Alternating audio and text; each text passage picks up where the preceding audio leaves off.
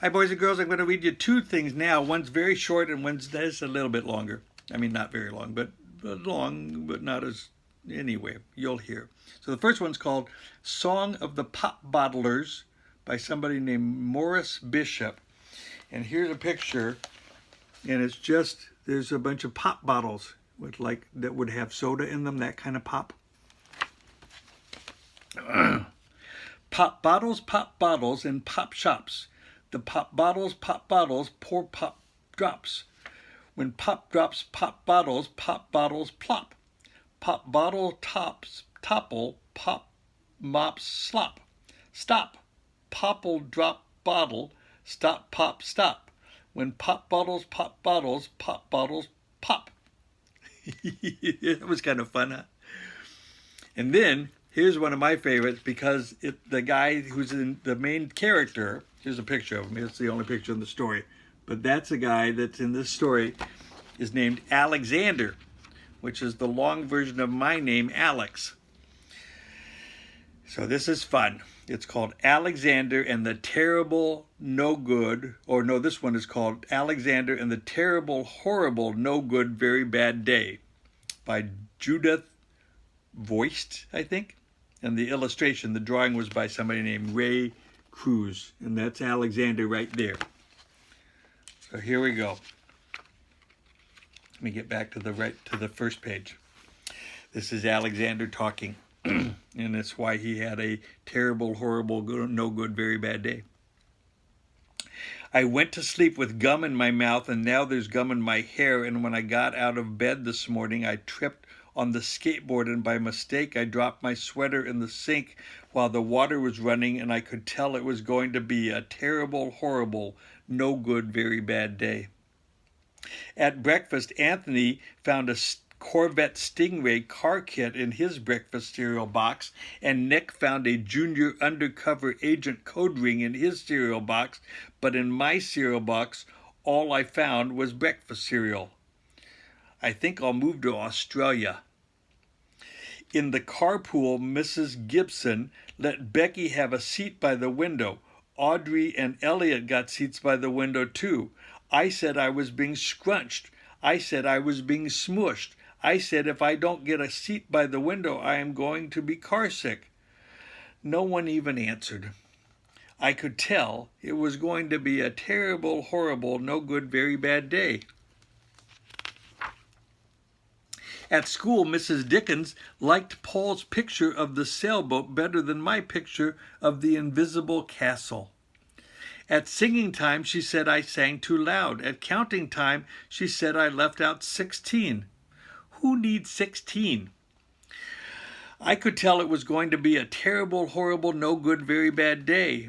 I could tell because Paul said I wasn't his best friend anymore. He said that Philip Parker was his best friend and that Albert Mayle was his next best friend and that I was only his third best friend. I hope you sit on a tack, I said to Paul. I hope the next time you get a double-decker strawberry ice cream cone, the ice cream part falls off the cone part and lands in Australia. There were 2 cupcakes in Philip Parker's lunch bag, and Albert got a Hershey bar with almonds, and Paul's mother gave him a piece of jelly roll that had some little coconut sprinkles on the top. Guess whose mother forgot to put in dessert?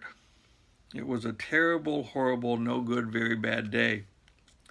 That's what it was, because after school my mom took us all to the dentist, and Dr. Fields found a cavity just in me. Come back next week and I'll fix it, said Dr. Fields. Next week, I said, I'm going to Australia.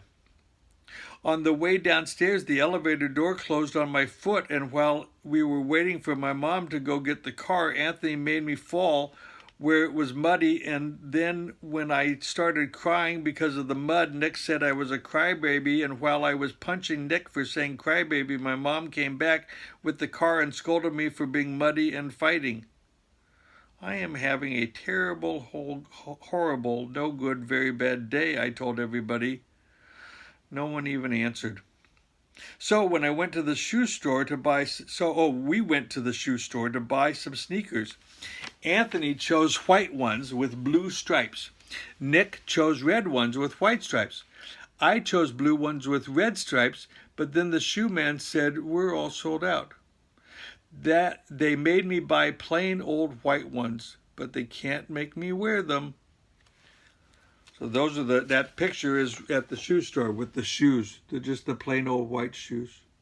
That's the kind I actually have myself. When we picked up my dad at his office, he said I couldn't play with his copying machine, but I forgot.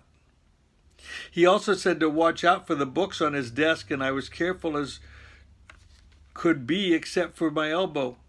He also said don't fool around with his phone, but I think I called Australia. My dad said please don't pick him up anymore. It was a terrible, horrible, no good, very bad day.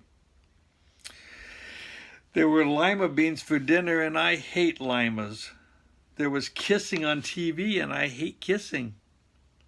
My bath was too hot. I got soap in my eyes. My marble went down the drain, and I had to wear my railroad train pajamas.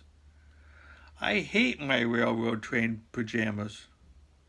When I went to bed, Nick took back the pillow he said I could keep, and the Mickey Mouse nightlight burnt out, and I bit my tongue.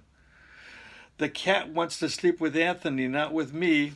It was a horrible, oh no, it has been a terrible, horrible, no good, very bad day.